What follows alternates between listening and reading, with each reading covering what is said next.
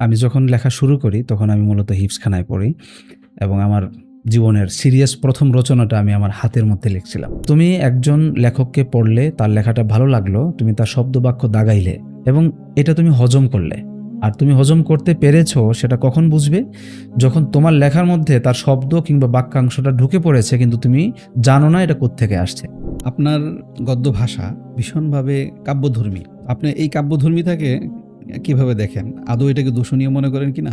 ইসলামপন্থীদের সাহিত্য দেখা যাবে আল মাহমুদের সাহিত্য বোধের চেয়ে খুব বেশি দূরে না, আবার হুমায়ুন আজাদের সাহিত্যবোধের চেয়ে অনেক দূরে।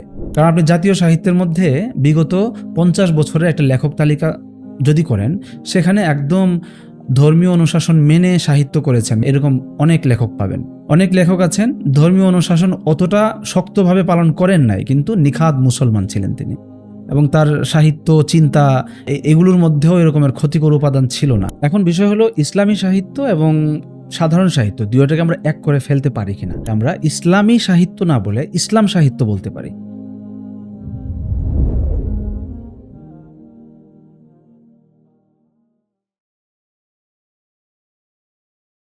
নাহমাদুহু ওয়া নুসাল্লি আলা রাসূলিহিল কারীম, আম্মা বা'দ। সিয়ান পডকাস্টের আজকের আয়োজনে আমাদের সামনে উপস্থিত আছেন বিশিষ্ট লেখক, অনুবাদক, মাদ্রাসা শিক্ষক মাওলানা সাবের চৌধুরী। আপনাকে স্বাগতম জানাচ্ছি আমাদের সিয়ান পডকাস্টে আসার জন্য। আপনাকে অনেক ধন্যবাদ জানাচ্ছি।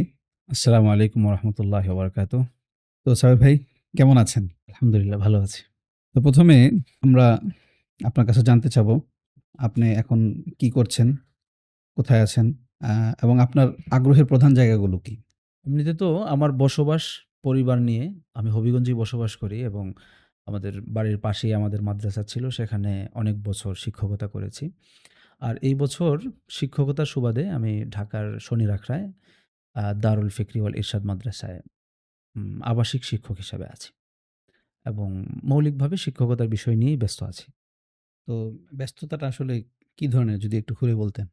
ব্যস্ততাটা উম আমাদের শিক্ষার মধ্যে ২ টা শব্দ পাশাপাশি বলা হয়।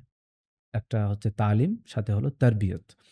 তো ফলে আমাদের শিক্ষা পদ্ধতির ভেতরেই পড়ানো, এর পাশাপাশি ছাত্রদের পরিচর্যা, এই বিষয়টাও শক্তভাবে বা জোরালোভাবে থাকে।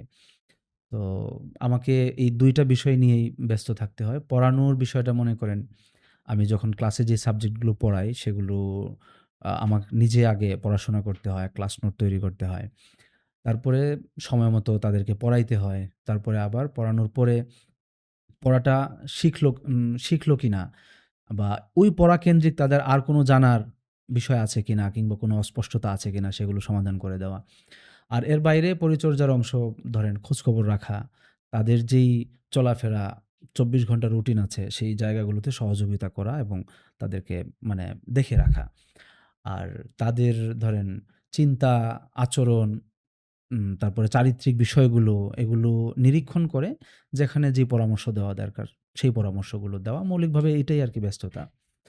তো আমি তো আসলে তাদেরকে ওইরকম পরিচর্যা করে যে খুব ভালো করে ফেলতে পারবো ওই কোয়ালিটি আমার নিজের মধ্যেও নাই। কিন্তু মাদ্রাসার যে সিস্টেম আছে ওই সিস্টেমের মধ্যে আমি এখানে সময় দিচ্ছি আরকি। এর বাইরে আমি কিছুটা লেখালেখিরও চেষ্টা করি। বাকি ওই অর্থে আসলে এখনো জোরালোভাবে লেখালেখিতে ঢুকতে পারছি না।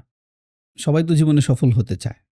আপনার কাছে আসলে এই সফলতার সংজ্ঞাটা কি আসলে? এটা মৌলিকভাবে জটিল প্রশ্ন, কিন্তু প্রশ্নটা আমার ক্ষেত্রে আমি একটু সরল বানায় এনেছি আরকি। আমি জিনিসটাকে একটু মানে ২ লেয়ারে দেখি। এক তো হচ্ছে হলো মৌলিকভাবে এজ এ মুসলিম আমাদের সবার জীবন লক্ষ্য হচ্ছে হলো আল্লাহ তাআলাকে রাজি খুশি করানো এবং জান্নাতে যাওয়া। এটা তো আসলে মানে সব স্তরের মুসলমানের জন্যই একমাত্র লক্ষ্য এবং প্রধান লক্ষ্য। এখন ওই লক্ষ্য অর্জনটা কে কোন পদ্ধতিতে করবে এবং ওই লক্ষ্য অর্জনের জন্য সে তার জীবনটাকে কিভাবে খরচ করবে, ওই জায়গা থেকে প্রত্যেকে তার লাইফ মানে সেটেল করে বা লাইফস্টাইল ঠিক করে। আমি যেটা ঠিক করলাম যে আমি কোরআন হাদিসের জ্ঞান শিখব এবং যতটুকু সম্ভব আমার সামর্থ্য অনুযায়ী মানুষকে শিখাবো এবং সংসারটা সুন্দর করে যাপন করব, সুন্দরভাবে জীবিত থাকব।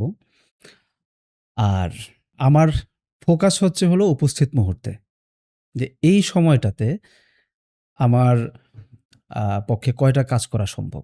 দেখলাম যে এই সময়ে আমার পক্ষে ধরেন ৫ টা কাজ করা সম্ভব। ভালো কাজ। তো আমি রাস্তা ঝাড়ু দিয়ে মানুষের জন্য উপকার করতে পারি। আমি কোরআন শরীফ তেলাওয়াত করতে পারি, নামাজ পড়তে পারি। এরকম ৫ টা কাজের তালিকা কিংবা ১০ টা কাজের তালিকা করা সম্ভব। তো আমি মানে সবসময় পালন করতে পারি না। কিন্তু বিশ্বাস বা আমার আ মানসিকতা হচ্ছে এটা বা আমার চিন্তাটা হচ্ছে এটা যে এই ১০ টা কাজের তালিকা থেকে ঠিক এই মুহূর্তে আমার জন্য সবচেয়ে উপযোগী কাজ কোনটা? সেটা আমি বের করার চেষ্টা করি এবং সেটা যদি আমি করতে পারি, তাহলে আমি মনে করি আমার জীবনের সকল মুহূর্তে এই কাজটা আমি যতগুলো মুহূর্তে করতে পারছি, অতটুকু পর্যন্ত আমার জীবন সফল। আর যতটুকু পর্যন্ত আমি করতে পারলাম না, অতটুকু পর্যন্ত আমি বলব যে কম সফল। কিন্তু যদি বিলকুল কাজ না করে আমি সময়টাকে নষ্ট করে থাকি, তাহলে আমি বলব যে অতটুকু পরিমাণ আমার জীবনটা ব্যর্থ। এর বাইরে মানুষের বিভিন্ন স্বপ্ন থাকে যে আমি এই বড় হতে হবে বা এই জায়গায় আমাকে পৌঁছাতে হবে। তার জীবনের সফলতাটাকে সে একটা বড় জায়গার সাথে বেঁধে ফেলে। এটা আমার কাছে ব্যক্তিগতভাবে আমার জন্য এটা একটু অশান্তিজনক মনে হয়। আমাকে অনেক বড় হতে হবে, অনেক কিছু করতে হবে। এই সংকল্প, স্বপ্ন এবং জেদ আমার আছে। কিন্তু আমার জীবনের সফলতাটাকে আমি এটার সাথে বাঁধি না। ফলে আমি এই মুহূর্তটাকে সবচেয়ে ফ্রুটফুল ভাবে যদি ব্যবহার করতে পারি, তাইলে আমি মনে করি যে এই সময়টা আমার কাজে লাগলো, অতটুকুতে আমি সফল। তো আমি আমার জীবনের সফলতাটাকে বলা যায় হলো বর্তমানের সাথে বেঁধে দিয়েছি। আর এটা একটা মানসিক শান্তির জায়গাও সম্ভবত। লেখালেখি বিষয়ে আপনার কি অনুপ্রেরণা কাজ করে?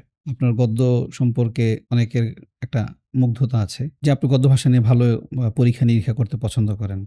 তো এই যে একটা প্রেরণার কারণেই কিন্তু গদ্যগুলো সুন্দর হয়, লেখা সুন্দর হয়, চিন্তাগুলো সুন্দর হয়, পরিশীলিত হয়। সেই অনুপ্রেরণাগুলো কি? যা আপনাকে লিখতে উদ্বুদ্ধ করে এবং আপনার গদ্যকে শীলিত করতে উদ্বুদ্ধ করে? ১ম বিষয় হলো আমার নিজের গদ্য নিজে মূল্যায়ন করাটা আমার কাছে আসলে স্বস্তিদায়ক না। আমি কখনোই আরকি ওই চিন্তা থেকে লেখি না যে আমাকে ওই স্ট্যান্ডার্ড এ আমার গদ্য নিয়ে যেতে হবে। আমি যখন লেখা শুরু করি তখন আমি মূলত হিফজখানায় পড়ি এবং আমার জীবনের সিরিয়াস ১ম রচনাটা আমি আমার হাতের মধ্যে লিখছিলাম। তো ওই হাতের মধ্যে আমি যে লেখাটা লিখছিলাম, এটা আমি আমার ভেতরের এক ধরনের তাড়না থেকে, এক ধরনের আনন্দ থেকে আমি লিখছি। আমার কাছে মনে হলো যে আমি আমার ভেতরে শব্দ টের পাচ্ছি এবং এটাকে যদি আমি লিখতে পারি তাহলে আমি একটু আরাম পাবো। তো ওই তাড়নাটা আমার ভিতরে এখন পর্যন্তও কাজ করে।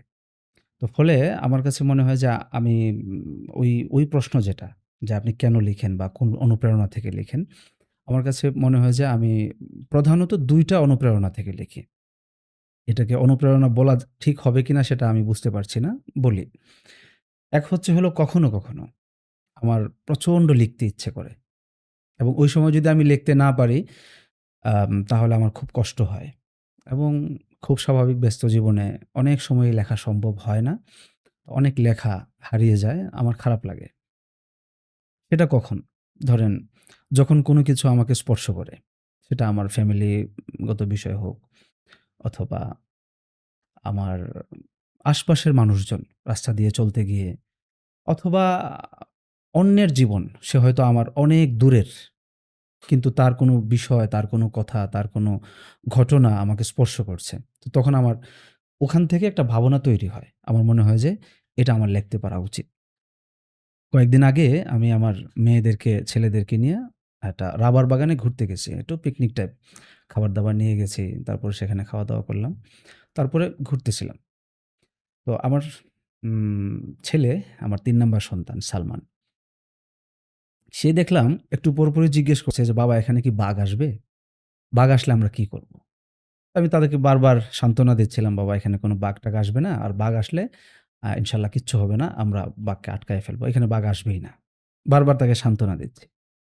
এভাবে আমরা খাওয়া-দাওয়া শেষ করলাম। আমি যখন বাটি, চামচ এগুলো ঠিকঠাক করতেছি, ওই সময় দেখি সে হলো কিছু মানে গাছের শুকনা ডাল, তারপরে ছোট কিছু মানে কি যেন সে হাতের মধ্যে নিছে। জিজ্ঞেস করলাম, "বাবা তুমি এগুলো কি করো?" যে, "বাঘ আসলে মারবো।" মানে তার এই যে ছোট্ট দৃশ্যটা এবং তার এই জবাবটা আমার ভিতরটাকে মনে হলো যেন অন্যরকম এক ধরনের আবহ তৈরি করছে এবং মনে হলো যে এখানে আমার একটা চিন্তা তৈরি হয়েছে কিংবা উপলব্ধি আসছে এটা আমার লেখা দরকার। আমি যখন রাবার বাগানের ঢালু পথ বেয়ে নেমে আসছিলাম, আমার মেয়ে, বড় মেয়ে, ও বয়স কম। ও বলছে যে, "বাবা, আমরা যখন বাইরে বের হই কিংবা নানান কিছু দেখি, তো তখন আমাদের মনের ভিতরে এরকম অনেক কথা জাগে যেটা আমরা আসলে বলতে পারি না। আর সেটা আপনি সুন্দর করে বলতে পারেন।" মানে তার যেই উপলব্ধিটা তা আমার কাছে মনে হলো যে সে ছোট হলেও একটা অসাধারণ সাহিত্য বোধ নিয়া সে বড় হচ্ছে, এবং সে যখন বড় হবে এবং যদি ওই সুযোগটা পায়, তাহলে আমার ধারণা সে ভালো লিখবে। এবং তার এই রকমের আরো বেশ কিছু স্মৃতি আছে। এখন হয় কি? ঘটনা হয়তো একটা প্রসঙ্গে ঘটে। কিন্তু ওই প্রসঙ্গের সূত্র ধরে হয়তো অন্য কোনো আরেক ক্ষেত্রের আরেকটা চিন্তা এটার সাথে রিলেট করে এবং নতুন আরেকটা চিন্তা এখানে তৈরি হয়। যেটা যেই চিন্তাটা হয়তো একান্তই ব্যক্তিগত স্মৃতির পর্যায়ে থাকে না। সেটা হয়তো সামাজিক কোনো বিষয়কে স্পর্শ করতেছে কিংবা রাজনৈতিক কোনো বিষয়কে বা না আমাদের মানব বৈশিষ্ট্যগত কোনো ব্যাপারের সাথে সম্পৃক্ত হচ্ছে। আমার লিখতে ইচ্ছে করে। এটা হচ্ছে একটা প্রেরণা। আর আরেকটা হলো যেটা এক ধরনের দায়বোধ। যে আমি যে এলেম শিখলাম, এই এলেমটা মানুষকে আমার শিখাইতে হবে। কিংবা অ্যাক্টিভিজমের জায়গা থেকে দেশের মধ্যে এই হচ্ছে, তো আমাকে এখানে একটা প্রতিবাদী কিংবা কোনোভাবে আমার অংশগ্রহণ করা উচিত। মৌলিকভাবে আরকি ২ টা অনুপ্রেরণাই আমি অনুভব করি। তো প্রাসঙ্গিকভাবে একটা প্রশ্ন করতে হয়, যেটা আমি আপনাকে অনেকবার ভেবেছি এই প্রশ্নটা করব।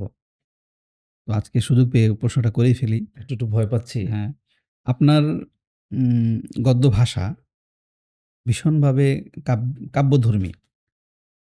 এই কাব্যধর্মিতাকে আপনি আসলে কিভাবে আপনার কলমবন্দী করেন? বা আপনি আদৌ মনে করেন কিনা আপনার গদ্য ভাষাটা কাব্যধর্মী? যেমন রবীন্দ্রনাথ সম্পর্কে একটা আ অভিযোগ ছিল যে তার গদ্য, তার অনেক প্রবন্ধ এর ভাষাটা গীতিধর্মী। যেটা মানে বেশি রমণীয় যেটাকে বলা যায়। হ্যাঁ, হ্যাঁ। আপনি এই কাব্যধর্মিতাকে কিভাবে দেখেন? আদৌ এটাকে দূষণীয় মনে করেন কিনা? বা এটাকে আপনি ফিল করেন কিনা যে আপনার গদ্য ভাষার মধ্যে একটা কাব্যধর্মিতা আছে? আম এটার উত্তরে আমি আসলে একটু ভাগ করতে চাইবো। মানে কাব্যধর্মিতা বলতে আমরা কি বুঝবো? একটা কাব্যধর্মিতা তো আছে, যেখানে মানে আবেগের প্রকাশটা বেশি হয়। যেখানে কথার পরিমাণটা একটু বেশি হয়। যেখানে সরাসরি না বলে একটু ঘুরিয়ে বলা হয়। যেটা আমার আরবিতে যেটাকে বলি কিনায়া করে বলা হয়। তো এরকম মানে অলংকার শাস্ত্রের বা আমাদের আরবি বালাগাত এর জায়গা থেকে যদি দেখি, তাহলে বিভিন্ন রকমের আম পলিসি, কৌশল, বিভিন্ন রকমের সূক্ষ্ম বিষয়-আশয় প্রয়োগ করে আমরা যে এক ধরনের সান্ধ্য ভাষা তৈরি করি, কোমল ভাষা তৈরি করি বা এলিয়ে পড়া রমণীয় ভাষা তৈরি করি। মানে এই রকমের যদি হয়, তাহলে আমার মনে হয় যে আ আমি আমার গদ্যের মধ্যে ঠিক এরকমটা পাই না। প্রথমত আমার নিজের গদ্যের ব্যাপারে এই বিচারটা আমি আসলে পুরোপুরি করতে পারি না। ফলে করতে আমার পারেন না বলতে কি? মানে নিরপেক্ষভাবে করতে পারেন না নাকি আ মানে আমার মনে হয় যে আমি তো আমার মতোই লিখলাম। এটা এখন ঠিক কিসের মতো হলো? এটা কি কাব্যধর্মী হলো? নাকি প্রবন্ধের গবেষণাধর্মী ভাষা হলো? এটা আমার কাছে আসলে ওইভাবে আমি টের পাই না, এবং বলতে পারেন যে টের পেতে চাই না। আমি আমার লেখাকে আমার লেখা হিসেবেই রিড করি আরকি। এবং আমি আমার নিজের লেখা প্রচুর পড়ি। এবং শুনলে হয়তো হাসবেন। পড়তে অনেক ভালো লাগে? ভালো লাগে। কারণ আমার বেশিরভাগ লেখাই তো হলো নিজের চিন্তা, নিজের জীবনকেন্দ্রিক বা স্মৃতি অনুভূতি এই টাইপের লেখাই আমি একটু বেশি লিখছি। ফলে আমি যখন পুরনো কোনো একটা লেখা পড়ি, আমার কাছে মনে হয় আমি যেন স্মৃতির কাছে ফিরে গেলাম। আমি লেখবার সময়ের যেই অনুভূতিটা, সেটা আরকি আমার অনুভব হয়। আর তাছাড়া আমি তো প্রত্যেকটা শব্দ, বাক্য একটা আনন্দের ভেতর দিয়ে লিখছি। অনুভব করে লিখছি। ফলে আমি আবার যখন পড়তে যাই, তখন ওই শব্দ তৈরির সময়ে যে আনন্দগুলো আসতো, আমার কাছে লাগে যে কাছাকাছি এক ধরনের একটা আনন্দ আমি অনুভব করি আরকি। তো যেটা বলছিলাম, কাব্যধর্মী কিনা এই বিচারটা আমি মনে হয় সঠিকভাবে করতে পারব না।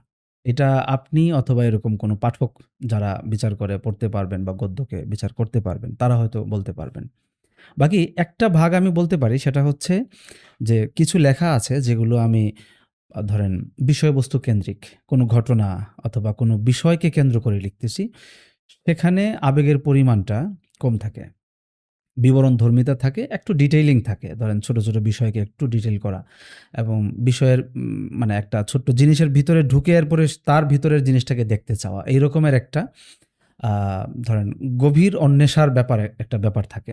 আর এর বাইরে আমার মনে হয় যে আমি নরমালি বলে যাই। বাকি গল্পের প্রয়োজন নেই। কোথাও, কোথাও গিয়ে আমাকে ৩ লাইন, ২ লাইন বা কয়েকটা বাক্য একটু ভিন্ন টাইপের লিখতে হয়। এটা কাব্যের প্রতি আমার এক ধরনের আকর্ষণ আছে। ওই জায়গা থেকে হয়তো সেখানে গিয়ে আমি কিছুটা কাব্যিক হয়ে উঠি। আর তাছাড়া আমার মনে হয় যে গল্প বলার ভঙ্গিতেই এইখানে এসে একটু জোরালোভাবে আঘাত করা দরকার। যারা ওয়াজ করে অথবা যারা ধরেন সুন্দর করে মানে সুর করে ওয়াজ করতে পারেন। আমি এই ওয়াজগুলো খুবই পছন্দ করি। আমি এটা মানে খুব ভাল লাগে আমার। তো উনাদের ওয়াজগুলোর ক্ষেত্রে আপনি খেয়াল করলে দেখবেন যে উনারা কথা খুব স্বাভাবিকভাবে শুরু করছেন। আমি সবার কথা বলছি না। বিশেষ কিছু আমার খুব ভাল লাগে উনাদের ওয়াজ। তো তারা কথাটা খুব স্বাভাবিকভাবে শুরু করছেন। স্বাভাবিকভাবে বলে যাচ্ছেন, বলে যাচ্ছেন, বলে যাচ্ছেন। একটা পর্যায়ে গিয়ে কিছু সময়ের জন্য উনারা খুব বেশি আবেগপ্রবণ হন এবং ওই সময় মানুষকে আমার মনে হয় যে উনি শব্দ, বাক্য এবং উনার যে সুর, স্বর এই সবকিছুর ভেতর দিয়ে উনি যেন একটা ঝাঁকুনি বা আছাড় দিছেন এরকম লাগে। তো লেখার মধ্যে তো আর এই জিনিস করা যাবে না। আছাড় দেওয়া যাবে না। লেখার মধ্যে হালকা মাঝে মধ্যে একটু ঝাঁকুনির প্রয়োজন লাগে। ধরেন অনুভূতিজাত বিষয়গুলো লিখতে গিয়ে বা অবলোকন, অভিজ্ঞতাজাত বিষয়গুলো এর ভেতর দিয়ে যখন আমি কোনো চিন্তার কথা বলতে যাই, তখন এই ব্যাপারটা আছে। এখন এটাকে যদি কাব্যধর্মী বলা হয় তাহলে আমার কোনো অসুবিধা নেই। কিন্তু মৌলিকভাবে গদ্যের মধ্যে কাব্য প্রবণতা ঢুকিয়ে দেওয়া কখনো কোনো বিষয়ের কারণে সেটা ভাল লাগে। কিন্তু স্বাভাবিকভাবে অতি কাব্যিকতা গদ্যের জন্য ক্ষতিকর আমি মনে করি আরকি। তাহলে আপনার গদ্যের ভাষাটা আপনি প্রথমত মানে কাব্যধর্মিতা থেকে একটু আলাদা ভিন্ন হিসেবে দেখতে চাচ্ছেন। কোথাও নিঝুম হয়েছে কেউ যে বইটি আপনার আ সিয়ান পাবলিকেশন থেকে বের হয়েছে। তো এই বইটি আসলে লেখার প্রেক্ষাপটটা কি? এই বই লেখার মানে প্রেক্ষাপট যদি আমি এক শব্দে বলি বা একটা ছোট্ট অংশ দিয়ে বলি সেটা হচ্ছে সম্পূর্ণটাই একজন দারোগার কারসাজি। ওমর আলী আশরাফ ভাই। উনি সিয়ানের পক্ষ থেকে বেশ মানে অনেকদিন যাবৎ আমাকে বলা যায় আমি এটা ভূমিকার মধ্যেও বলছি যে উনি বন্দুক মানে কাঁধে বন্দুক তাক করে হলেও তিনি আমাকে লেখাগুলো উদ্ধার করছেন। তো মূলত বইটা অস্তিত্বে আসছে, এরকম একটা বিশেষ আকৃতিতে আসছে, একটা টাইমের ভিতরে আসছে। এটা হচ্ছে ওমর আলী আশরাফ ভাই এবং ওনাকে নিশ্চয়ই সিয়ান থেকে দায়িত্ব দেওয়া হয়েছিল অ্যাসাইনমেন্ট হিসেবে হয়তো। তো আমি উনার এবং নূর মোহাম্মদ সাইফুল্লাহ ভাই উনারও আছে। মূলত বই হিসেবে বাজারজাত হওয়ার পেছনে বা বই হিসেবে এটা প্রকাশিত হওয়ার পেছনে উনাদের বড় একটা ভূমিকা আছে। বাকি লেখাগুলো তো লিখছি হলো মানে আমার যে স্বাভাবিক জীবনযাপন এবং জীবনযাপনের যেই অনুভব এবং সেখান থেকে উঠে আসে যে বক্তব্য, অন্যান্য সব লেখা আমি যে হিসাবে লিখি এগুলো এইভাবেই লিখছি আরকি। আপনার গদ্য গদ্য সম্পর্কে আরেকটা গুঞ্জন শোনা যায় যে আপনার ভাষায় সৈয়দ আলী আহসানের প্রভাব আছে। তো এটাকে আপনি কিভাবে দেখেন? যদি থেকেই থাকে তাহলে সেটা কি আপনি অবচেতনভাবেই অনুসরণ করেন নাকি সচেতনভাবেই করেন? সৈয়দ আলী আহসানকে সচেতনভাবে অনুসরণ করার যে বিষয়টা, এটা আমি বলতে পারি যে পরিষ্কারভাবেই না। শুধু সৈয়দ আলী আহসান না, আমি যারা মোটামুটি লেখালেখি এখন করতে পারেন বা মোটামুটি শিখার পর্যায়টা পার হয়ে সিরিয়াস লেখালেখিতে যারা ঢুকে পড়ছেন, তো তাদের জন্য মানে কাউকে সচেতনভাবে অনুসরণ করা, এটা আমার কাছে মনে হয় যে তার লেখালেখির জন্য কল্যাণকর না। বাকি ভালো লাগার একটা শক্তি আছে। সৈয়দ আলী আহসান আমার অত্যন্ত পছন্দের লেখক। উনার যেই শব্দ, বাক্য নির্মাণ এবং উনার যে বর্ণনা ভঙ্গি, এটা মানে অসাধারণ। আমাকে বলা যায় যে একদম ভিতর থেকে নাড়ায়া দেয়। উনি খুব সাধারণ একটা বিষয় বলতে গেলেও সেখানে একটা এমন চমৎকার দার্শনিক দৃষ্টিভঙ্গি তৈরি করেন এবং ওই দার্শনিক দৃষ্টিভঙ্গি থেকে হলো তিনি হয়তো ধরেন আম পেঁয়াজ কাটার কথাই বলছেন। অথবা ধরেন আম আ রুম পরিষ্কার করার কথাই বলছেন। মানে একদম সাধারণ বিষয়। তো সেটাকেও তিনি একটা মানে গভীর চিন্তার জায়গা থেকে, একটা দার্শনিক একটা সুন্দর ভঙ্গির জায়গা থেকে তিনি কথাগুলোকে তুলে আনেন। এই জিনিসটা আমাকে সবচেয়ে বেশি আকর্ষণ করে আরকি। এবং আমার মনে হয় যে উনি প্রত্যেকটা শব্দ একদম বুঝে শুনে তার ঠিক কী অর্থ এবং তার এই অর্থের মধ্যে তিনি কতটুকু পরিবর্তন করবেন, কতটুকু তার পুরনো অর্থটা রেখে দিবেন, এসব মাপজোক করেই হলো তিনি প্রত্যেকটা শব্দবাক্য তৈরি করেন।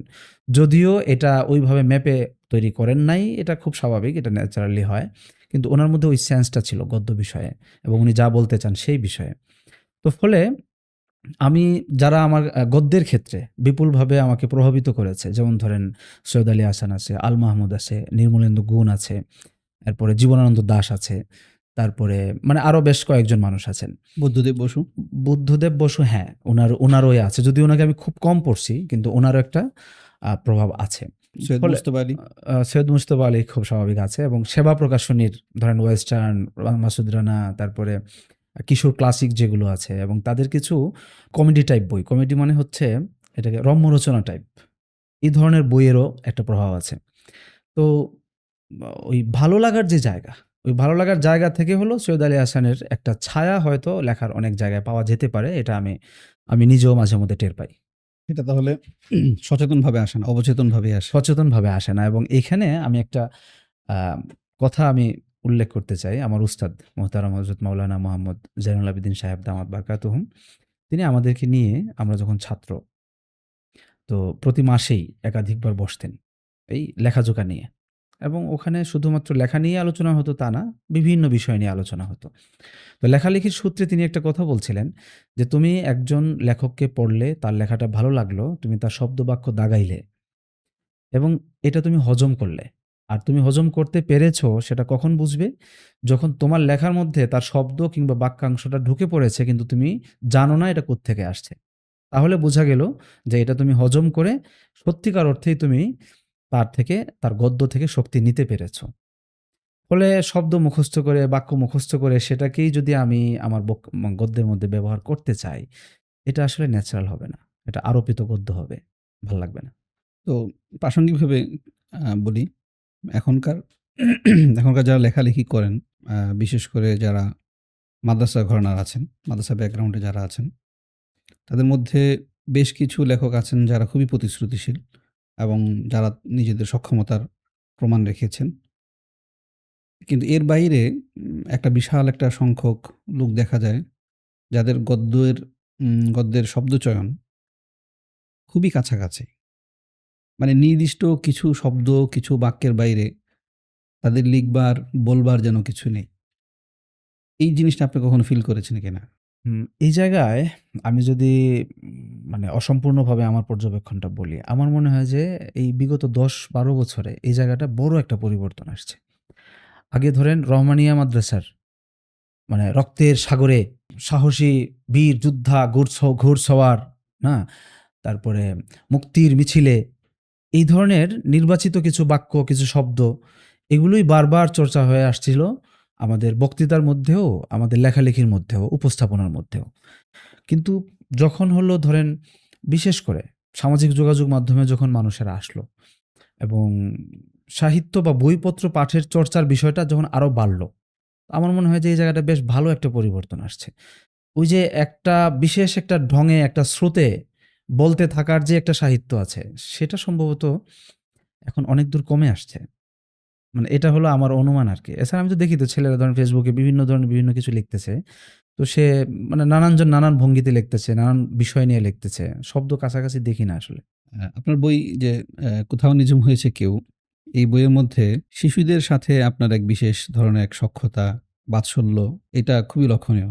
আমি বইটা পড়েছি, আগাগোড়া পড়েছি। এই যে শিশুদের প্রতি আপনার যে এই বাৎসল্য, এই যে বিশেষ এক সখ্যতা, এটাকে আপনি কিভাবে দেখেন? এখনকার সময়ে তো প্যারেন্টিং বিষয়টা আমাদের সমসাময়িক মা-বাবা যারা আছেন তাদের জন্য খুবই ক্রুশাল একটা বিষয়। তো শিশুদের সাথে আপনার এই সখ্যতা এবং এই প্যারেন্টিং, বর্তমান সময়ের প্যারেন্টিং বিষয়টাকে আপনি যদি একটু আপনার অনুভূতির আলোকে বলতেন। বিষয়টা নিয়ে আলোচনা করাটা একটু রিস্কি। কারণ এর ভিতর দিয়ে দেখা যাবে কখন নিজের আত্মপ্রশংসা হচ্ছে, যেটা আসলে সুন্দর দেখাবে না। তারপরেও বিষয় যেহেতু আসছে, আমি একটু আমার একদম নিখাত জায়গা থেকে যদি বলি যে শিশুদেরকে ভালোবাসা, শিশুদেরকে খুশি করতে পারা এবং শিশুকে খুশি করে এর দ্বারা নিজে খুশি হতে পারা। এই জিনিসটা আমার কাছে মনে হয় যে মানে আমার ছোটবেলা থেকেই ভাল লাগে। একটু বড় হওয়ার পর থেকেই ভাল লাগে। তো ধরেন একটা শিশুকে আমার এমনিতে একটা বাতিক ধরনের ব্যাপার আছে, অথবা বলা যায় যে এক ধরনের মুদ্রা দোষ আছে। যে মাঝে, মাঝেই কোনো বিষয়কে আমি একটু গভীর থেকে ভাবতে চাই। একটু অনুভব করতে চাই। আ এটার ফাঁকে একটু মজার কথা একটা বলে নেই। ধরেন আমি যখন হুন্ডা চালাই, তো নরমালি হুন্ডা চালাইতেছি, এটা একটা খুব স্বাভাবিক ব্যাপার। কিন্তু মাঝে মধ্যে মনে হয় যে আচ্ছা, এই কাজটাকে আমি একটু গভীর থেকে ভাবি। হুন্ডা চালানোর অর্থ হচ্ছে যে আমি শূন্যে ভেসে যাচ্ছি। আমি যদি হুন্ডাটা না চালাইতাম, হুন্ডাটা না থাকতো, তাইলে আসলে ব্যাপারটা কি হতো? কেমন লাগতো? তো আমাকে তো ঠিক ঐরকমই লাগছে আসলে। কিন্তু অভ্যস্ত হওয়ার কারণে আমি টের পাচ্ছি না। তো এরকম আরো অনেক সাধারণ কাজকে আমি একটু অন্যভাবে গভীর থেকে আসলে দেখতে চাই। তো ওই জায়গা থেকেই একটা শিশু বাস নরমালি আমরা দেখি তাকে অন্য আর ১০ টা শিশুর মতোই, কিংবা অন্য আর ১০ টা ব্যাপারের মতোই তাকে আমাদের স্বাভাবিক জীবনযাপনের অংশ হিসেবে তাকে বিবেচনা করি। বিশেষ করে শিশুর যেই আবেদনময়তা, তার যেই অসহায়ত্ব, এবং বড়দের কোলে ওঠার, বড়দের আদর পাওয়ার অথবা এক ধরনের কেয়ার পাওয়ার, তার যে একটা তীব্র আকাঙ্ক্ষা, তার চাহনিতে, তার হাত বাড়ানোতে, তার কাছে আসার, এবং বড়দের সাথে তার সম্পৃক্ত হওয়ার যে সুন্দর বিভিন্ন রকমের ঢংগুলো আছে, এই সমস্ত কিছু আমাকে তীব্রভাবে আকর্ষণ করে। তো একটা শিশুকে আমার পুরোপুরি একটা কবিতার মতন মনে হয়। একটা সুন্দর কবিতা। আমার ছেলে যখন আমার সাথে কথা বলে, আমার সাথে হাঁটে, ওকে নিয়ে যখন আমি যাই, আমি আ আ এক বাগানে ঘুরতে গেলাম আমার ছেলে-মেয়েদেরকে নিয়ে। তো সন্ধ্যা হয়ে গেছে, বিশাল বড় এক শ্মশান ঘাট, শ্মশানের মাঠ। তো শ্মশানের ওই পার থেকে হলো এক পাল শেয়াল ডাকাডাকি করতেছে। তো আমি এদেরকে একটু আনন্দ দেওয়ার জন্য, একটু অ্যাডভেঞ্চার দেওয়ার জন্য বললাম যে, "শিয়াল ডাকতেছে, চলো আমরা পালাই।" তো আমরা সবাই পালাইতে শুরু করলাম। তো আমার ছেলেও আমার সাথে হাসতে, হাসতে পালাচ্ছে। সেও বুঝছে যে এই পালানোটা ফেক পালানো। আমরা একটু আনন্দ করছি। সে হাসতে, হাসতে পালাচ্ছে। আর সে দৌড়ছে আর আমার দিকে তাকিয়ে বলছে যে, "বাবা চলেন অনেক পালাই।" আমি ওই জায়গাতেই একটু মানে হতচকিত হয়ে গেলাম যে এই অনেক শব্দের যেই মানে শিশুসুলভ ব্যবহারটা, এটা আপনি আর কোথাও পাবেন না। একটা শিশুর মধ্যে এই রকমের কাব্যিক অনেক উপাদান পাওয়া যায়। এবং এখানে খেয়াল করেন, সে আমার সাথে দৌড় শুরু করছে হাসতে, হাসতে, এটাকে একটা ফান হিসাবে নিয়ে, এবং ১০০ হাত বা ৫০ হাত যেতে, যেতেই এটাকে সে সিরিয়াস ভাবে নিয়ে গিয়েছে। কারণ তার মনে হইছে যে ফান হলে তো আসলে এত লম্বা সময় আমরা দৌড়াইতাম না। তো আমরা যেহেতু বেশি সময় দৌড়াচ্ছি, তাইলে সম্ভবত সত্যিই শিয়াল আসছে। তখন সে পেরেশান হয়ে কাঁদতে শুরু করছে। কারণ এই যে তার রূপান্তরটা, মানে এই যে ঘটনাটা ঘটলো, এটা আপনি খেয়াল করলে খেয়াল করলেন, খেয়াল না করলে খেয়াল করলেন না। তো আমার কাছে হলো এই জিনিসগুলো বেশি নজরে লাগে, এবং শিশুর প্রত্যেকটা অবস্থান, তার প্রত্যেকটা চাহনি, তার কোন সময় কি করতে ইচ্ছে করলে সে কোন রকমের বায়না ধরে, মানে একটু গভীরভাবে যদি পর্যবেক্ষণ করেন যে কেউ, তো তার কাছে মনে হবে যে একটা শিশুকে তাকিয়ে দেখার মতন আনন্দ সম্ভবত আর কোথাও হয় না। তো প্যারেন্টিং বিষয়ে এখনকার সময়ের বাস্তবতা যেটা আছে, তো সে আলোকে বাবা-মারা যারা বাচ্চা লালন-পালন করছেন, তো তাদের জন্য আপনার কি, আপনি নিজে একজন প্যারেন্ট হিসেবে বা নিজে একজন বাবা হিসেবে আপনি যদি কাউকে কিছু বলতে চান, কি বলবেন? যে তার কি বিষয়গুলো খেয়াল রাখা উচিত, কিভাবে পরিচর্যা করা উচিত? এই বিষয়ে যদি কিছু বলতেন। এটা সত্য যে বাবা হিসেবে আমার একটা অভিজ্ঞতা আছে। ৮-৯ বছর যাবৎ আমার সন্তান আছে। আমি বাবা হিসেবে জীবনযাপন করছি। তো সেই জায়গা থেকে আসলে এক বসায় বেশ অনেকগুলো পয়েন্ট আউট করা বা ঐরকম খুব পরিকল্পনার সাথে কিছু বলা হয়তো সম্ভব না। আমি আমার সন্তান বড় হচ্ছে, সন্তান শিখছে। তো সন্তানের সাথে, সাথে আমিও আসলে শিখছি। মানে যখন যেটা প্রয়োজন হচ্ছে সেই অনুযায়ী আমি সমাধানের চেষ্টা করেছি। তো যদি আমাকে আরকি খুব চাপ দেওয়া হয় যে না, আপনাকে কিছু পরামর্শ হিসেবে বলতেই হবে, কিংবা আপনার দৃষ্টিকোণ থেকে যেগুলো ভালো, তো সে বাধ্যবাধকতার জায়গা থেকে আমি বলতে পারি যে একদম যার সন্তান হচ্ছে, তার উচিত হলো সন্তান ভূমিষ্ঠ হওয়ার আগেই উম সন্তান জন্ম হওয়া, সন্তান জন্ম হওয়ার আগের মুহূর্ত এবং পরের মুহূর্ত, এই সংশ্লিষ্ট ধর্মীয় বেশ কিছু বিশেষায়িত বিধান আছে, যেগুলো অন্য আর সময় না লাগলেও ওই সময়টাতে লাগে। তো বাবা হিসেবে বিশেষ করে ওই বিধানগুলো সম্পর্কে আগে জেনে নেওয়া এটা আমার মনে হয় বেশ ভালো একটা জায়গা। দ্বিতীয় বিষয় হচ্ছে কি, ভূমিষ্ঠ হওয়ার আগে মায়ের চিকিৎসাগত বিষয়ে কেয়ার করা। আমাদের দেশে একটা আছে যে আ যদি অসুস্থ হয় গর্ভবতী মা, তাহলেই কেবল ডাক্তারের কাছে নিয়ে যাওয়া। এবং অসুস্থ না বা নরমালি আছে, তারপরেও কোনো একজন ডাক্তারের তত্ত্বাবধানে থাকা, এটাকে সম্ভবত বেশ অনেকটা দূষণীয় হিসাবে দেখা হয় কিংবা বাড়তি আয় হিসাবে দেখা হয়। তো আমি আমার অভিজ্ঞতার জায়গা থেকে বলি যে এটা খুব দরকারি বিষয় এবং এটার দ্বারা অনেক ভালো মানে ফল পাওয়া যায় আরকি। তো এটা আমার কাছে বেশ ভালো একটা বিষয়। যে একদম শুরু থেকেই কোনো একজন ডাক্তারের পরামর্শ তত্ত্বাবধানে থাকা। তারপরে সিজারের সময় অনেকের একটা বিশেষ আ থাকে, জেদ থাকে বা চাওয়া থাকে যে আমার নরমাল সন্তান হবে। মায়েরও এরকম চাওয়া থাকে, বাবারও চাওয়া থাকে। এটা খুবই ভালো এবং মানসিকভাবে এরকম একটা প্রস্তুতি থাকা। আ মা একটা সহনশীলতা পূর্ব থেকে জমায়ে রাখা, এটা বেশ ভালো এবং মানে সৎ সাহসের সাথে ভালোভাবে করলে অনেক ক্ষেত্রে আসান হয়। সাহসের তো একটা বড় ভূমিকা থাকে। বাকি এই জায়গাটার মধ্যে আরকি এমনভাবে জেদটা না নেওয়া যে, আমার যাই হোক না কেন আমি নরমালি করব। সিজারটাকে একদম মানে ওই যে একটা যে নিবই না, কোনোভাবেই নিব না। আমার মনে হয় ওই জেদটা না রাখা ভালো। কারণ মায়ের কন্ডিশন কিংবা বাচ্চার কন্ডিশন অনুযায়ী যদি ডাক্তারের পরামর্শ অনুযায়ী আপনার সিজার করাতে হয়, করানো উচিত আমি মনে করি। বাকি এখানে বিষয় থাকে ভালো আমানতদার ডাক্তার দেখা কিংবা সম্পর্কের জায়গা থেকে ডাক্তার নির্বাচন করা, ওইগুলো করতে পারলে আরো ভালো। আর না হয় ডাক্তারি বিষয়ে তো আমরা আসলে বলা যায় এক ধরনের অপারগ। ডাক্তার আমাদেরকে যে পরামর্শ দিবেন। এখন আমি যদি বলি যে উনি ইচ্ছা করে আমাকে সিজারের অফার করতেন না। সিজারের জন্য আমাকে আ মানে বলতেছেন। তো সেটার তো আসলে কোনো সমাধান আমার কাছে নাই। বা ডাক্তার যদি বলেন যে সিজার না করলে রোগী মায়ের ক্ষতি হবে। তো সেটা তো আসলে আমার বিশ্বাস না করেও কোনো উপায় নাই। এইজন্য এই জায়গাগুলোতে জেদ না করা আরকি, নরমাল থাকা। তারপরে ধরেন বাচ্চা আম জন্ম হওয়ার পরে তার পড়াশোনা নিয়ে একটা নির্দিষ্ট পরিকল্পনা থাকা দরকার। আর আমরা মনে করি যে পড়াশোনার বয়স হোক, তারপরে আমি তাকে পড়াবো। আমার মনে হয় অনেক ক্ষেত্রে দেরি হয়ে যায়। যারা সচেতন আছেন, বিশেষ করে শহরে যারা বসবাস করেন, মধ্যবিত্ত কিংবা মোটামুটি সচেতন শিক্ষিত ফ্যামিলি যারা আছে, তাদের ক্ষেত্রেও এই জিনিসটা হয় না। বাকি অনেকের ক্ষেত্রেই হয়তো এরকম বা বা সচেতনতা আছে কিন্তু ব্যস্ততা আছে। এই কারণেও অনেক সময় আছে। তো মানে পড়ানোর বিষয়টা একটু দ্রুত শুরু করে দেওয়া। কারণ বাচ্চা একটা সময়ে গিয়ে খুব দ্রুত বড় হয়ে যায়। আর প্রতিষ্ঠানে যাওয়ার আগে মা-বাবার বিশেষ করে মায়ের যে পড়ানোটা, এটা তাকে অনেক, অনেক দূর পর্যন্ত হেল্প করে। তো এটা একটু দ্রুত শুরু করে দেওয়া, তুলনামূলক সহজ পদ্ধতিতে তাকে পড়ানোর চেষ্টা করা।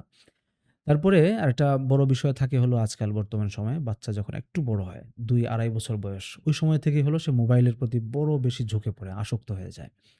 তো আমি নিজে যদি নিজের মোবাইল পরিচালনাটা কন্ট্রোল না করি, তাইলে আমি বাচ্চাকে আসলে কোনোভাবেই কন্ট্রোল করতে পারব না। এটা হলো আমার অভিজ্ঞতা এবং অনুভব যে কোনোভাবেই নিজে কন্ট্রোল না হলে মানে আমি যদি অ্যান্ড্রয়েড সেট তার সামনে ব্যবহার করি, সবসময় সাথে রাখি, তাকে সবসময় দেখতে দিই যে আমি কিন্তু চালাচ্ছি। আর সে জানে এটার ভিতরে অনেক মজা আছে।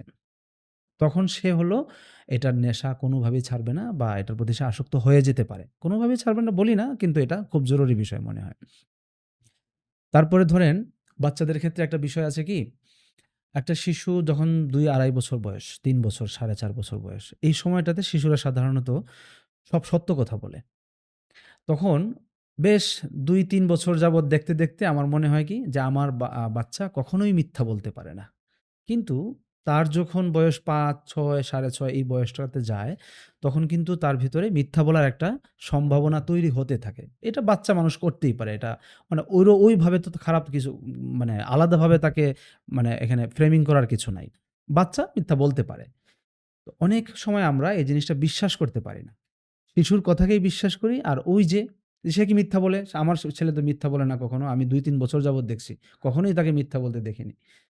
তো ওই জায়গা থেকে হলো অনেক সময় হয় কি, বাচ্চার কথা আমরা অনেক আত্মীয়ের ব্যাপারে বিশ্বাস করে ফেলি। বন্ধুর ব্যাপারে বিশ্বাস করে ফেলি অথবা ঘনিষ্ঠ মানুষজনের ব্যাপারে বাচ্চার মন্তব্যটাকে অগ্রাধিকার দেই ওই সেন্স থেকে যে বাচ্চা তো মিথ্যা বলে না। এই জায়গায় আমরা আসলে বিভ্রান্ত হওয়ার আশঙ্কা থাকে, এটা সতর্ক থাকা। এরপরে বাচ্চা অনেক সময় আসলে জেদ ধরে। তার ক্ষুধা নাই, তার অন্য কোনো কষ্ট নাই বা ঘুমের কোনো সমস্যা নাই। এমনিই সে কোনো একটা কিছু পাওয়ার জন্য, যেটা তার পাওয়া উচিত না, অথবা না পেলেও তার মানে শান্ত থাকা উচিত, এরকমের কিছুর জন্য জেদ ধরে কান্নাকাটি শুরু করে। তো এটা আসলে একটা কমন সাজেশন। আমি অনেক আগে থেকে এটা জানি। বাকি এখন উল্লেখ করতে হচ্ছে হিসেবে উল্লেখ করছি যে, তাকে কাঁদতে দেওয়া উচিত। সে কাঁদুক এবং সে বুঝুক যে কাঁদলে পাওয়া যায় না। তো এরপরে সে এটাকে আর অস্ত্র হিসেবে ব্যবহার করবে না। কিন্তু কাঁদলেই যদি পেয়ে যায়, তাহলে সে কিন্তু বারবার এটাকে অস্ত্র হিসেবে ব্যবহার করবে। এবং আমরা এই নিয়মটা জানা সত্ত্বেও সম্ভবত অনেক ফ্যামিলিতে আমরা এই জায়গাটায় নিজেকে কন্ট্রোল করতে পারি না। হয়তো বাবা এই নীতির উপর অবলম্বন এই নীতি মানতে চাচ্ছেন, মা সেখানে অসহযোগিতা করে তাকে মানে তার সাথে যুক্ত হয়ে যাচ্ছেন। অথবা মা নীতি মানতে চাচ্ছেন কিন্তু বাবার সহ্য হচ্ছে না, সে এইভাবে কাঁদবে। আমার মনে হয় যে এই জায়গাগুলো একটা সমঝোতার ভিত্তিতে এই জিনিসগুলো করা। বাচ্চা প্রশ্ন করবে, তার প্রশ্নটাকে ইতিবাচকভাবে গ্রহণ করা এবং বাচ্চার সাথে একটা সম্পর্ক ছোটবেলা থেকেই তৈরি করা। আমরা ওইখানে কোনো ধরনের বাড়াবাড়ি না করি যাতে। মানে সম্পর্কটা একদম মানে আ বন্ধুর মতন। বাবা সুলভ যে একটা দূরত্ব কিংবা একটা ব্যবধান থাকা দরকার, সেটা যেন থাকে। আবার ওই ব্যবধান রাখতে গিয়ে এত বেশি গম্ভীর হয়ে গেলাম যে বাচ্চা আমার সামনে আসলে পরে উসখুস করে কখন সে আমার সামনে থেকে চলে গিয়ে শান্তি পাবে, ওইটার জন্য অপেক্ষা করে। বিশেষ করে বাচ্চার বয়স যখন ৮, ৯, ১০ এই সময়গুলো হয়, কিশোর বা তারুণ্যের সময়গুলো। তো তখন হলো বাবার সাথে অনেক ক্ষেত্রেই হলো দূরত্ব তৈরি হয়। তো আমরা যদি ছোটবেলা থেকেই তার সাথে একটা সুন্দর আ সম্পর্ক তৈরি করি এবং তাকে আমি সম্মান দেই। এই সম্মান দেওয়ার অর্থ তো তাকে আসলে ভক্তি দেখানো না। মানে হচ্ছে হলো তার কথা মনোযোগ দিয়ে শোনা, তার মতামতকে মূল্যায়ন করা এবং মানে সম্মান প্রদর্শনের নানান ওয়ে আছে। তো ওইভাবে যখন আমরা একটা বাচ্চার সাথে সম্পর্কটা তৈরি করব, এই সম্পর্কটা আমাকে তার যখন চঞ্চলতার বয়স আসবে, তারুণ্য, তারপরে যৌবন, ওই সময়গুলোতেও আমি তাকে আসলে কন্ট্রোল করতে পারব। তো এটা একটা লম্বা পরিকল্পনার ব্যাপার। তো মানে আমরা যদি সচেতন থাকি তাহলে এই বিষয়গুলো সম্ভব। এরপরে আরেকটা ব্যাপার আছে কি, বাচ্চা যখন ধরেন ৩ বছর, ৪ বছর, ৪.৫ বছর থাকে, তো স্বামী-স্ত্রী সুলভ যে আচরণটা আছে, এটা আসলে বাচ্চাদের সামনে থেকে না করা। মানে সাধারণ স্বামী-স্ত্রী সুলভ যে আচরণ, এই বিষয়গুলো মানে এগুলো তো হলো বাচ্চাদের অনুভবের মধ্যে নাই বিষয়গুলো। তো অপরিচিত বিষয়ে এটা তাকে মানে আক্রান্ত করতে পারে। আক্রান্ত মানে হচ্ছে হলো তাকে এক ধরনের প্রেশারে ফেলতে পারে জিনিসটা আসলে কি। একটু হতচকিত করে দেওয়ার যে বিষয়টা। তো এই বিষয়গুলোর ক্ষেত্রে সতর্ক থাকা এবং আরেকটা বিষয় আমি বিশেষভাবে উল্লেখ করতে পারি, সেটা হচ্ছে স্বামী-স্ত্রীর মধ্যে অনেক সময় ধরেন মনোমালিন্য হতে পারে, ঝগড়া হতে পারে, উচ্চবাচ্য হতে পারে এবং আ ওই রকমের উচ্চবাচ্য না হইলেও সচরাচর মা-বাবার যে একটা সন্তান সহ যে একটা মধুর বাক্যালাপ, এর চেয়ে ব্যতিক্রম ধরনের বাক্যালাপ হতে পারে যেটাতে শিশুটা অভ্যস্ত না। এই রকমের সে যেটাতে অভ্যস্ত না বা কিছুটা রূঢ় ধরনের, এই আচরণগুলো শিশুর সামনে না করা এটা খুবই গুরুত্বপূর্ণ আমি মনে করি আরকি। ভুলক্রমে কখনো যদি এরকম কারো হয়ে যায়, তো ওই সময় সে যেন তার শিশুটার চেহারার দিকে তাকায় দেখে। তখন সে টের পাবে আসলে শিশুটার তখন পরিস্থিতিটা কেমন। আমার ধারণা ওই সময় যদি কেউ কোনো কারণে তার শিশুর চেহারাটার দিকে তাকাইতে পারে এবং অনুভব করতে পারে, তাইলে ওই সময়টাতেই সে ঝগড়াটা বাদ দিয়ে দিবে। মানে এটা হৃদয় বিদারক ব্যাপার হবে তখন তার জন্য। তো এটা খেয়াল রাখা। তো এই মোটামুটি মনে হয় অনেকগুলো বিষয় বলে ফেললাম। হয়তো সবগুলোই কমন, বাকি এগুলোই আরকি আমার মাথায় আসছে। আমরা আবার সেই আমাদের পুরাতন টপিকে ফিরে যাই। সাহিত্য, লেখালেখি ইত্যাদি বিষয়ে আবার ফিরে যাচ্ছি। ইসলামিস্টদের সাহিত্য ভাবনা বা সাহিত্য জগৎকে যদি আপনাকে মূল্যায়ন করতে বলা হয়, আ তাহলে তাদের সাহিত্য এবং জাতীয় সাহিত্য এই ২ টার মধ্যে আপনি কোনো পার্থক্য দেখতে পান কিনা? যদি পার্থক্য থেকেই থাকে আপনার দৃষ্টিতে, তাহলে সেই পার্থক্যটা ঘুচানোর পদ্ধতি কি হতে পারে? এটা একটা মোটামুটি জটিল প্রশ্ন। একদম সঠিক উত্তর দেওয়াটা মুশকিল। তো ১ম বিষয় হচ্ছে কি, আমি মানে অনেকদিন ধরেই ভাবছি যে আমরা ইসলামী সাহিত্য বা ইসলামপন্থীদের সাহিত্য এবং জাতীয় সাহিত্য বা সাধারণ সাহিত্য, এইভাবে আমরা বিভাজনটা আসলে করব কিনা বা এই বিভাজনের স্বীকৃতিটা আমরা দিব কিনা? এক তো হচ্ছে আমার এখন পর্যন্ত আমি স্থির কোনো সিদ্ধান্তে আসতে পারি নাই। আমার নিজের সাথেই নিজে। বাকি এখন পর্যন্ত যেটা মনে হচ্ছে, মৌলিকভাবে ইসলামী সাহিত্য এবং জাতীয় সাহিত্য বলে একটা বিভাজন তৈরি করে জাতীয় সাহিত্য বলে এটাকে মূলধারার সাহিত্য হিসেবে নিজেই স্বীকৃতি দিয়ে নিজেকে একটা মানে সংকীর্ণ একটা জায়গায় নিয়ে আসা সম্ভবত মৌলিক বিচারে এটা সঠিক না। তো আমরা আমাদের সাহিত্যটাকে চর্চার ভেতর দিয়ে এবং মানোন্নয়নের ভেতর দিয়ে এবং অবশ্যই এটাকে মানে বাজারজাতকরণের ভেতর দিয়ে চমৎকার। এটাকে আমরা মূলধারার সাহিত্য বলতে এখন আমরা যেটাকে বলে ফেলি জাতীয় সাহিত্য, মূলধারার সাহিত্য, বাস্তবতার বিচারে যা আমরা এটাকে এভাবে বলে ফেলি, অনেক সময় চিত্রায়িত করে ফেলি। তো ওই জায়গা পর্যন্ত নিয়ে যাওয়া এবং ওই পার্থক্যটা না থাকা যে দেশের মধ্যে সাহিত্য বলতে একটাই এবং সেখানে ভালো মানুষের সাহিত্য আছে, খারাপ মানুষের সাহিত্য আছে, ভালো সাহিত্য আছে, খারাপ সাহিত্য আছে, কিন্তু সাহিত্য বা সাহিত্য। তো ফলে বাংলা সাহিত্য যখন মানে বাংলা সাহিত্য যখন উল্লেখ করা হবে তো সেখানে অটোমেটিক আমাদের বক্তব্যগুলো উল্লেখিত থাকবে। এটা একটা বিষয়। দ্বিতীয় বিষয় হলো বর্তমান বাস্তবতা কি? এরকমের কোনো বিভাজন আছে কিনা? আছে তো। এটাকে তো আমি আসলে অস্বীকার করতে পারব না। যে কোনোভাবেই হোক মানে ইসলাম পছন্দ করেন, ইসলাম পালন করেন, আম তাদের লাইফস্টাইলের মধ্যে ইসলামটাকে ইসলামী অনুশাসনকে তারা করেন। এইরকম মানে দিনই মানুষকে কেন্দ্র করে এক ধরনের লিটারেচার তৈরি হইছে, যেটাকে আমরা এখন ইসলামী সাহিত্য বলতে পারি। আছে। এবং এর বাহিরের যে সাহিত্য আছে এটাকে আমরা মানে জাতীয় সাহিত্য বা মূলধারা সাহিত্য যদিও আসলে আমি এটা বলতে চাই না, কিন্তু আপাতত ধরলাম যে আছে। দুটোটার মধ্যে ব্যবধান কি? পার্থক্য কোথায়? তো বিষয় হচ্ছে আমরা যদি ইসলামী সাহিত্যটাও দেখি, এখানের সবার সাহিত্য প্রবণতা, সবার বক্তব্য কিন্তু এক না। এদের এখানেও কিন্তু পরস্পরের মধ্যে ভিন্নতা আছে, নানান রকমের ভাগ বিন্যাস আছে। আবার মূলধারার যে সাহিত্য যেটাকে আমরা বলছি, সেখানেও কিন্তু বিভিন্ন রকমের বিভিন্ন ধারার মানুষ আছে। ওখানে হুমায়ুন আজাদ যেমন আছে, সৈয়দ আলী হাসানও আছে, আল মাহমুদও আছে, হুমায়ুন আহমেদের মতন মানুষও আছেন এবং এরকমের বিভিন্ন রকমের মানুষ আছেন। ফলে আমাদের সাহিত্য তো আসলে আমাদের চিন্তা থেকে উৎপন্ন হয়। আর চিন্তা তো আসলে আমাদের অনুভব থেকে, আমাদের যাপিত জীবনের যেই অভিজ্ঞতা, অনুভূতি ওই সকল জায়গা থেকেই উঠে আসে, আমাদের পর্যবেক্ষণ এইসব জায়গা থেকেই উঠে আসে। তো ফলে সাহিত্যটা ব্যক্তির চিন্তা, ব্যক্তির জীবন, ব্যক্তির সমাজ থেকে ভিন্ন কিছু না। আমাদের সমাজের মধ্যে যেরকম বিভিন্ন রকমের মানুষ আছে, ফলে বিভিন্ন রকমের সাহিত্য তৈরি হয়েছে।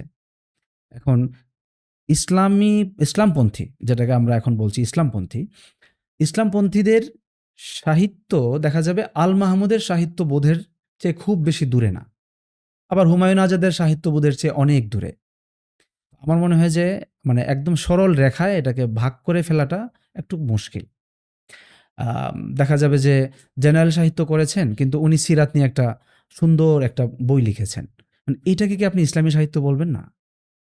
সাহিত্যিক তো জেনারেলের, কিন্তু উনি লিখছেন হলো আবার আমাদের ছেলেরা কি এখন এমন অনেক সাহিত্য তৈরি করছে না যে সাহিত্যটা আসলে শুধু ইসলাম কেন্দ্রিক না, এটা জেনারেল বিষয় কেন্দ্রিক। তো সেটাকে আমি কি মানে শুধু এই মানে এরিয়ার মানুষ লিখছে বলেই কি আমি এটাকে ইসলামের মধ্যে ফেলে রাখবো? কিন্তু এগুলো তো বিচ্ছিন্ন কিছু উদাহরণ আপনি দিলেন। আমার মনে হয় যে বিষয়টা বিচ্ছিন্ন না। মানে এই যে ক্যাটাগরাইজড মানে বিন্যাস করা মনে হয় না বিচ্ছিন্ন। কারণ আপনি জাতীয় সাহিত্যের মধ্যে বিগত ৫০ বছরের একটা লেখক তালিকা যদি করেন, সেখানে একদম ধর্মীয় অনুশাসন মেনে সাহিত্য করেছেন। মানে তার জীবনযাপনের মধ্যে, চিন্তায়, দর্শনে এরকম অনেক লেখক পাবেন। অনেক লেখক আছেন ধর্মীয় অনুশাসন অতটা শক্তভাবে পালন করেন নাই, কিন্তু নিখাদ মুসলমান ছিলেন তিনি। এবং তার সাহিত্য, চিন্তা এরকম এগুলোর মধ্যেও এরকমের ক্ষতিকর উপাদান ছিল না। মানে ইসলাম বিরোধী কোনো উপাদান ছিল না কিংবা ইসলাম অসমর্থিত কিছু ছিল না। আবার মানে ওই যে বলে না যে বিভিন্ন স্তর আছে। এটা আসলে মানে অল্প কিছু উদাহরণ না। সেম আমাদের ছেলেরা বর্তমান সময়ে যে লেখালেখি করছে, এখানে বিভিন্ন রকমের গল্প তৈরি হচ্ছে, বিভিন্ন স্টোরি টেলিং এটা মানে আমাদের আ গল্প উপন্যাস যে আছে সেটা হতে পারে, অথবা সাধারণভাবে সে তার গল্প বলতেছে, অথবা বিভিন্ন বিষয়কে কেন্দ্র করে বই লিখছে, যেটাকে আপনি সরাসরি দিনই কোনো বই বলতে পারবেন না এবং এই পরিমাণটা সম্ভবত কম না। তো এইসব বিচার করলে আমার কাছে মনে হয় যে দূরত্বটা এটা একেক জায়গায়, একেক সূত্রে, একেক বিচারে একেক রকম। ভাষা বিচারে আমাদের সাহিত্য ভাষাবোধ এবং তাদের ভাষাবোধ একরকম কিনা। এখানেও দেখা যাবে বিভিন্ন রকমের ক্যাটেগরি আছে। আসলে জিনিসটা সহজ না। বাকি আ একটা বিষয় তো পরিষ্কার। যারা ইসলাম মেনে চলেন, ধর্মীয় অনুশাসনকে মানাটা জরুরি মনে করেন বা দিন পালন করে চলেন, তারা সেটা গল্প উপন্যাস হোক, সরাসরি কোনো বিষয় হোক, তারা তাদের আলোচনার মধ্যে, সাহিত্যের মধ্যে ইসলামকে যেন কোনোভাবেই লঙ্ঘন না করে এই বিষয়ে তারা মনোযোগী। কিন্তু জেনারেল সাহিত্যের মধ্যে এমন বহু লেখক আছেন এবং তাদের সংখ্যাই হয়তো বেশি যে তারা এটা কেয়ার করছেন না। এটা তো আসলে ভাষাবোধের ক্ষেত্রেও এই ব্যাপারটা লক্ষণীয়। আমরা এমন অনেক ভাষাকে এড়িয়ে যাব, যেই ভাষা, যেই শব্দগুলোকে আবার ওই অঙ্গনের অনেকেই সেলিব্রেশন করছেন। যে এটা বলা যাবে, এটা বলতে কোনো অসুবিধা নাই। এরকম ধর্মীয় দিক থেকে দেখলে নানান ক্ষেত্রে এই পার্থক্যটা এটা খুবই স্বাভাবিক থাকবে। ভাষার দিক থেকে বিচার করলে সেখানেও নানান রকমের পার্থক্য থাকবে এবং উপাদানগত দিক থেকে এখানে অনেক পার্থক্য থাকবে। যেমন ধরেন আম আমাদের লেখাজোকার মধ্যে নারী পুরুষের প্রেম, এই বিষয়টা কিন্তু বহুলভাবে চর্চিত না এবং জেনারেল সাহিত্যের মধ্যে নারী পুরুষের প্রেমটা যেই ভঙ্গিতে এবং যেই পরিমাণে চর্চিত, আমাদের সেখানে এই তুলনায় অনেক কম। আমাদের এখানে বিষয়বস্তু আবার অন্যরকম। তো এইসব দিক থেকে নানান রকমের পার্থক্য অবশ্যই আছে। ফলে ২ টার মধ্যে পার্থক্য কি? এটা এক শব্দে বা এক বক্তব্যে বিষয়টা মনে হয় বলাটা কঠিন। এখন বিষয় হলো ইসলামী সাহিত্য এবং সাধারণ সাহিত্য ২ টাকে আমরা এক করে ফেলতে পারি কিনা? ১ম বিষয় হলো এটা এক করে ফেলার বিষয় না। ভাষার একটা নিজস্ব গতি আছে। আমরা ওই ভাষাটা চর্চার ভেতর দিয়ে আমরা যদি নির্দিষ্ট একটা প্রবণতা এবং নির্দিষ্ট একটা স্বপ্ন বা একটা লক্ষ্য নিয়ে আগাই, তাইলে হয়তো একটা সময় গিয়ে সেটা অনেক দূর পর্যন্ত কাছাকাছি আসবে। তো এটা সময়ের ব্যাপার। এরপরে প্রশ্ন হচ্ছে ইসলামী সাহিত্য এবং এই ২ টা সাধারণ সাহিত্য, এই ২ টাকে আমরা এক করে ফেললে ইসলাম সম্পর্কিত বিষয়কে আমরা আলাদা কোনো নামে চিহ্নিত করব কিনা? এখানে হচ্ছে আমার ব্যাপার যে আমরা ইসলামী সাহিত্য না বলে ইসলাম সাহিত্য বলতে পারি। মানে হচ্ছে হলো ইসলাম সম্পর্কিত, দিন সম্পর্কিত যেই বিষয়গুলো আছে ওগুলোকে কেন্দ্র করে যে সাহিত্য বলয়টা তৈরি হবে বা বিষয়বস্তুগুলো প্রস্তুত হবে সেটা ইসলাম সাহিত্য আমরা বলতে পারি। যেমন কারা সাহিত্য আমরা বলতে পারি, ফিলিস্তিন সাহিত্য আমরা বলি, কাব্য সাহিত্য বলি বা ধরেন এরকম যেকোনো একটা বিষয়কে কেন্দ্র করে যে সাহিত্য তৈরি হয়, একটা ক্যাটেগরি তৈরি হয়। তো ইসলামকে কেন্দ্র করে যেই মানে সাহিত্য তৈরি হবে সেটাকে আমরা ইসলাম সাহিত্য বলতে পারি। আচ্ছা, একটা সম্পূরক প্রশ্ন মাথায় আসলো। উর্দু ভাষায় এবং আরবি ভাষায় কিংবা ফার্সি ভাষায় মানে যেখানে ইসলাম খুবই প্রবল, সেই অঞ্চলের ভাষাগুলোতে আমরা ইসলামী সাহিত্য নামে কোনো সাহিত্যের অস্তিত্ব দেখতে পাই না। যেমন উর্দু ভাষায় ইসলামী সাহিত্য বলতে আলাদা কোনো সাহিত্য নেই। আবার দেখা যাচ্ছে একইভাবে আরবি ভাষায় ইসলামী সাহিত্য নামে কোনো সাহিত্য আসলে নেই। আপনিও আ মনে হয় আমার সাথে একমত হবেন। ফার্সি ভাষাতেও একই অবস্থা। তাহলে আমরা বাংলা ভাষায় যে পরিস্থিতির শিকার হচ্ছি, যে এখানে ধর্মীয় সাহিত্য বলি কিংবা ইসলামী সাহিত্য বলতে একটা জিনিস আসলে এক্সিস্ট করছে। যেই ঘটনাটা অন্যান্য ভাষায় ঘটেনি সেটা আমাদের এখানে ঘটেছে। আমার জানার বিষয়টা হচ্ছে যে অন্যান্য ভাষায় যেটা নেই তারা কিভাবে দূর করে ফেললো? আমরা কিভাবে দূর করে ফেলতে পারি? একটা হচ্ছে উর্দু ভাষায় ইসলামী আলাদা সাহিত্য নেই বা আরবি ভাষায় আমার আসলে এই বিষয়ে জানা নাই। আমার উর্দুর পড়াশোনাটা বা আরবি মানে যে পর্যবেক্ষণটা দরকার সিদ্ধান্ত দেওয়ার জন্য সেটা আমার নাই। ফলে আমি বলতে পারতেছি না।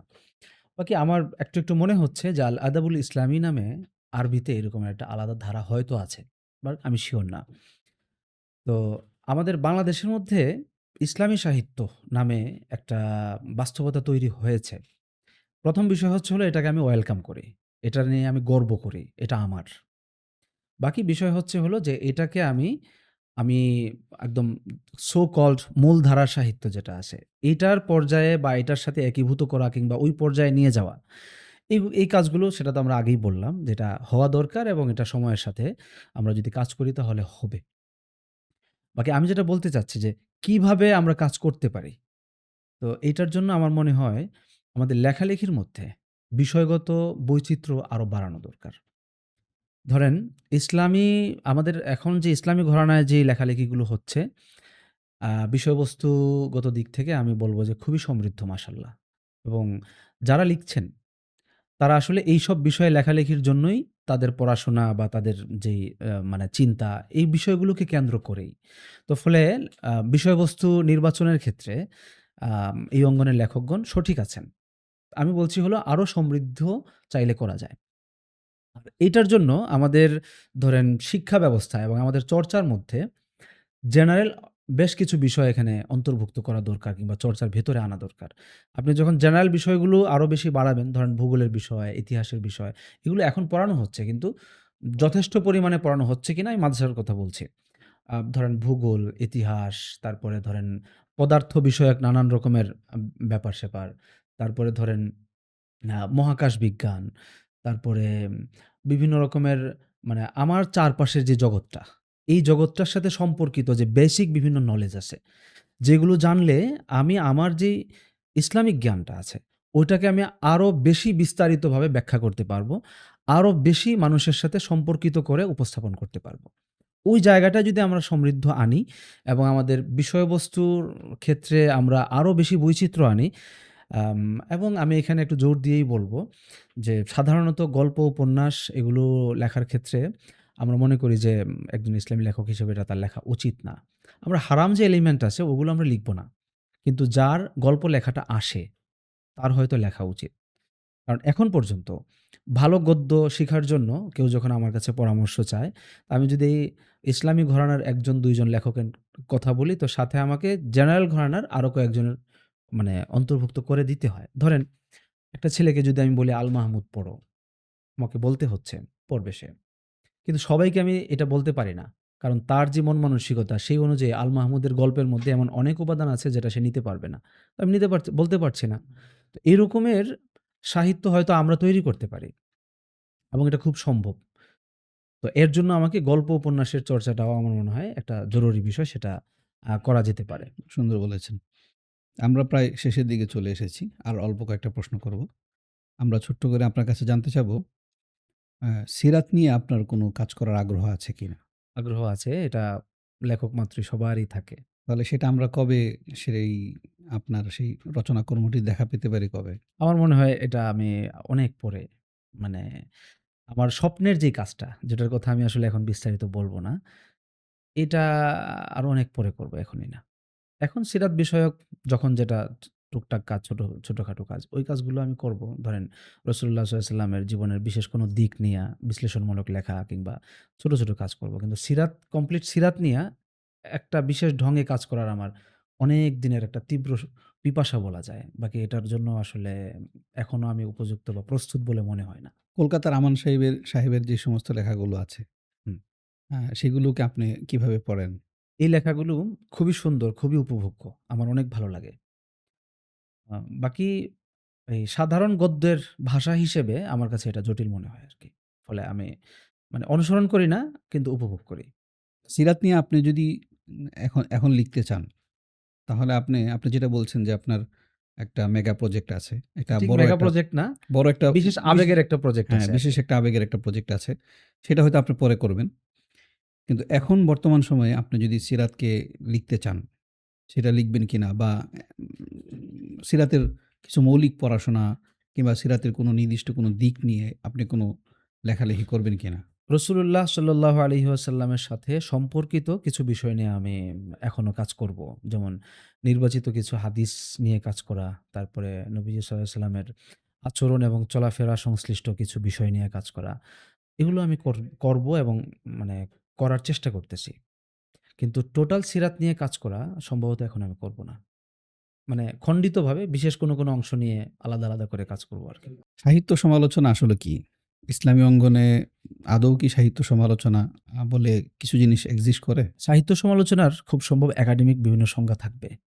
তা এখন আমি তো মানে শুরুতেই বলেছি যে আমি একদমই একান্ত নিজের একটা অনুভবের জায়গা থেকে বলি। আমি যেটা বুঝি আরকি, সাহিত্য সমালোচনা মানে হচ্ছে হলো মানে অনেকেই হয়তো বলবে সাহিত্যের ভালো-মন্দের বিচার। আমি এই শব্দেও বলব না। আমি বলব হচ্ছে হলো একজন পাঠক একটা লেখা পাঠ করার পর বা একটা বই পাঠ করার পর এই বইকে কেন্দ্র করে তার যে মূল্যায়ন, সেটা এখন ভালো হোক বা ভালো-মন্দের বিষয় হোক অথবা এটার বিভিন্ন অংশকে নিজের মতো করে সম্প্রসারণ করবার আনন্দ হোক, অথবা এটার থেকে সে নানান নতুন কিছু দেখাইবার বিভিন্ন সূত্র হোক, মানে নানান দিক থেকে যা আলোচনা করা যায়, এই পুরা জিনিসটাকে আমি সাহিত্য সমালোচনা হিসেবে দেখি আরকি। তো আমাদের অঙ্গনে সাহিত্য সমালোচনা, আ স্বাধীন সাহিত্য সমালোচনা, ওইটা আসলে ওইভাবে এখনো মানে চর্চা হয়ে ওঠে নাই। চর্চা হইলে যে অসুবিধা হবে কিংবা পরিকল্পিতভাবে চর্চা করা হচ্ছে না, বিষয়টা এরকম না মনে হয়। তো সাবের ভাই, আপনাকে অনেক, অনেক ধন্যবাদ জানাচ্ছি আমাদেরকে সময় দেওয়ার জন্য। সিয়ান পডকাস্টের আজকের এই অনুষ্ঠানে যারা দেখছেন তাদের সবার জন্য শুভকামনা রইলো। নেক্সট কোনো একটা অনুষ্ঠানে আমরা আবার দেখা করব। সেই পর্যন্ত আল্লাহ হাফেজ।